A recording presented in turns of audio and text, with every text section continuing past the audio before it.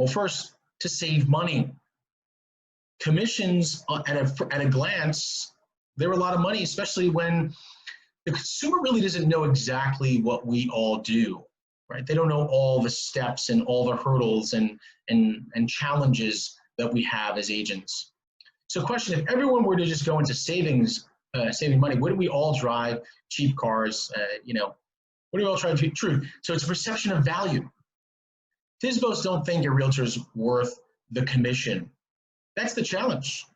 When they go for sale by owner, they don't think that the agent is worth the commission. Because maybe they had a bad experience with an agent before when they were buying the property. So it's up to you over time to prove your value. Moving to relationships with for sale by owners is all about having them self-discover, as we discussed many times in the program, what a working relationship with you will be like. Let them experience you before they had a chance to experience you. Let them experience you before they have a chance to experience you. Right? If you say you're going to call them back tomorrow at 9 a.m., call them back tomorrow at 9 a.m. If you told them you were going to call them back tomorrow at 9 a.m. and you call them at 11 a.m. and say, oh my gosh, I got so busy, then that's probably an indication of how it's going to be like to work with you. So decide whether or not that's actually going to be of value. So if they like what they see and hear, your opportunities to form a working relationship increase dramatically. If they perceive no value, you basically have no chance, which is true. Right? Oh, I'm the best agent. That's not a value. I work for the best company. That's not a value. I've got the best reviews online. That's not a value. What's a value? Teach them how to sell the property on their own, because that's what they want. And if they can't do it, you give them enough value, then they decide to give you a chance. The number one goal is to differentiate yourself from the competition. How do you do that in such a noisy, highly competitive space? Well, telling that you're the number one company, that's what everyone says. Telling them you have the greatest reviews, that's what everyone says. Telling them you have the greatest marketing campaign, that's what everyone says. Telling them that you use Matterport tours and the most technological advanced, that's what everyone says. Show them how to use all those tools. Show them how you are a realtor, an agent. Then when they can't, or if they cannot sell it on their own, they're going to say, wow, this is what this professional does. I've got to go to them. They're putting their money where their mouth is. They've demonstrated what it would be like to work with that individual or team before they actually work with them. So this means you must look and sound and behave differently at the very beginning. At the very beginning. Right? Oh, I've got buyers. Everyone says they got buyers. Oh, I just sold the house on the block. Everyone says they will sell on the block. The best way to work with a for sale by owner is provide tremendous value. Show them how to sell the property on their own. That's value. Tell them you have a buyer, or bring your Aunt Sally to the property that's not looking to buy. She just happens to be an aunt, and she just so happens to do this all the time for you, which is totally rogue. That's not going to have a long-term sustainable business, and working with for sale by owners, you're going to burn out from that. That's just being dubious, and really, it's not necessary. Provide value. They'll self-discover what it's like to work with you before they work with you. Finding for sale by owners drive-by plan. Here's the best way to create efficiency when working with for sale by owners. So define your home base, right? So if you're working in Brooklyn, Staten Island, find what neighborhood, what micro market you'd like to work with. Then draw a radius. Now, 2-mile radius is pretty big, but create a radius. And using technology like Zillow today, or even RE/MAX's app, you can go out there and try drawing a map of houses you'd like to visit. Okay, move into a relationship with all the for sale by owners within that radius. This way you know what's going on. You have a pulse on that market. And then keep expanding as you continue to work with for sale by owners.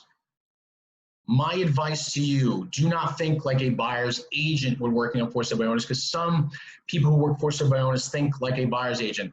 Well, Mike, I need to find my buyer a house. That's why I'm calling this for sale by owner.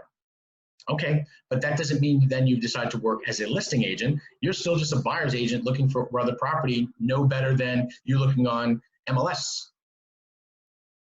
That's not going to create a consistent for sale by owner business. Remember, consistency, guys, that's what you're looking for. So many questions have been asked, where do I find these things? Still newspapers, you can actually find them, mail, Zillow, Craigslist. Craigslist is another one. Mojo, Landvoice, RedX, Vulcan 7. There's so many places today to find data. Data is almost easily accessible with anything you do. The best place, I think, for any agents, so they don't have to spend any money, I love to save agents money, is Zillow. Because why? Zillow allows people to place their properties online for free, but is it really for free? Zillow is a publicly traded company that has a multi-billion-dollar market cap, and that's not on free advertising. You need to know that, and guess what? The for sale by owner, I'm going to teach you in a little bit, needs to know that as well. Because sometimes the for sale by owner believes, well, wow, I could just put my listing on Zillow for free. For free! Well, that's just like the listing agent thinking he or she could put their listing on Zillow for free. They're monetizing the data. Once they put the listing online, they're using that listing to go find buyers in which they're going to sell back for a profit. They are for-profit companies. So when you're talking to for sale by owners, you would say the same thing. Yes, you're on there for free, but are you really? I believe they're up to about 90%, by the way, guys. 90% of all traffic coming off of for sale by owners are going to a paid advertiser, actually not the quote-unquote listing agent, which in this case would be the owner. Now, you should confirm that with Zillow because it changes from time to time, but they were at 90% the last time we spoke. So structure and flow. This is really, really important to know for your business, guys. Why? Because it helps you with the mindset.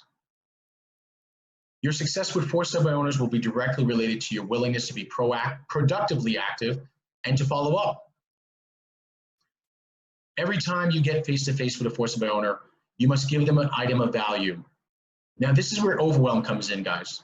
When people hear items of value, okay, they think that there's some, they have to give, a bottle of wine, bottles of water. Today it'd be hand sanitizer, right? That works one time. Item of value would be even to talk to them about where they're at in the process. Like, what are they experiencing? Part of the 1,000-day follow-up I talk about this is when we're teaching them how to sell, are they writing good ads? Do they have a system of follow-up? Are they using Google Sheets? Are they using Excel sheets? Ask them what their follow-up program is. Teach them how you do business. Then they will self-discover that, wow, this is actually hard, because most of the time, just as we said in the beginning of this, most of the time, for sale by owners don't believe that you're worth it. So you have to show them what you do in order for them to self-discover that this is hard, because we know it is. So the importance of following up. More than half of your competition will quit after the first week. People are leech drunk. They love the new opportunities. What's interesting about new opportunities, it's really hard to crack the code with a person who's just started wanting to be a for sale by owner, right? They got excited. They might have even painted the sign outside and, ooh, we're so excited. They bought the balloons. And now today they bought the hand sanitizer. They've got all the notices inside the place. Woo, they're excited the first week.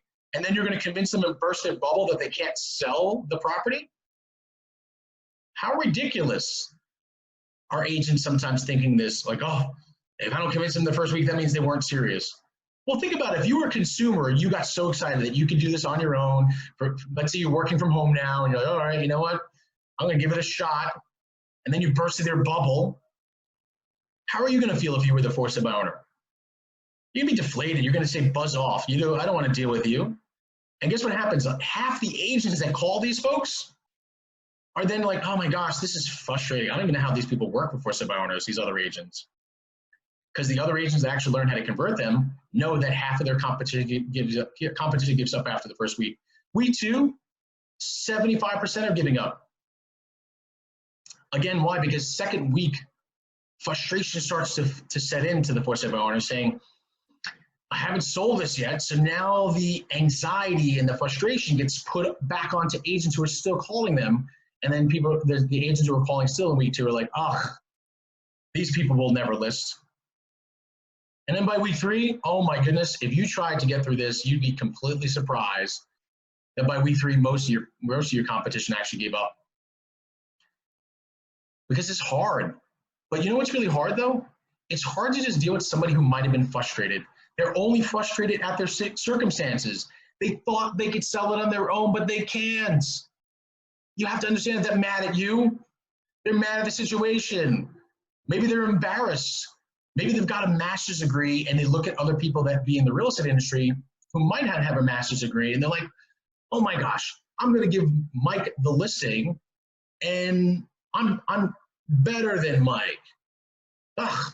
And by week 3, they're frustrated like, oh my gosh, how could it be that Mike has the secret sauce? So they're just frustrated with the situation, the circumstances, and possibly even embarrassed that they couldn't sell it on their own because they thought that realtors did nothing. So that's the emotions that they're navigating against for the most part. There are some people that are dealing with a personal matter, and that's a side note. That's not the majority from my experience. And then believe me, I think 100%, I mean, momentum, put this in there, 100% of competition quit after the 4th week. I don't know about that. I think that there are a very small percentage of agents who are working for sub-owners by the time it hits the 4th week. And here's what's interesting, guys. If you went on Zillow and you looked at the 4 sub-owners, I would guarantee you that most of the ones by week 3 or week 4, if you call them back, they probably already listed with a realtor.